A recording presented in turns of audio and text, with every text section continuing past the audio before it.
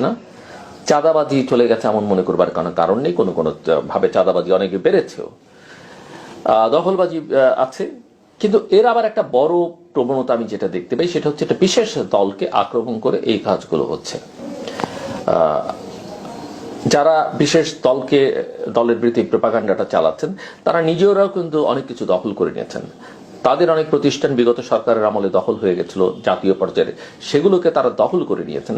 এখন গ্রামে গঞ্জে নানানজনের জায়গা জমি একজন দখল করে নিয়েছিল বিগত সরকারের আমলে, সেটা যদি পরিবর্তিত পরিস্থিতি কেউ আবার পুনরুদ্ধার করেন, সেটাকে আপনি দখলবাজি করে ওই দলটিকে বা ওই শক্তিটাকে রাজনৈতিকভাবে দুর্বল করবার চেষ্টা করছেন। কিন্তু মাথায় রাখতে হবে এই প্রপাগান্ডা, এই প্রচারণা কারা চালাচ্ছেন। হচ্ছে না যে কিছু না, কিন্তু যাদের বিরুদ্ধে এই প্রচারণা, অর্থাৎ আমি যদি খোলামেলা ভাবে বলি বিএনপির বিরুদ্ধে এই প্রচারণা, আপনি দেখবেন যে বিএনপি কিন্তু হাজার খানেকেরও বেশি তাদের নেতাকর্মীকে বহিষ্কার করেছে এইসব অপরাধের জন্য। কিন্তু কথা হচ্ছে যে আপনি এমন একটা ন্যারেটিভ তৈরি করছেন সোসাইটিতে যে এই একটা শক্তি করছে, অন্যরাও কিন্তু করছে, যে যেখানে পারছে। অন্য রাজনৈতিক দলগুলো যে করছে না তা না, কিন্তু এগুলোর একটা চুলচেরা বিশ্লেষণ হওয়া দরকার। এবং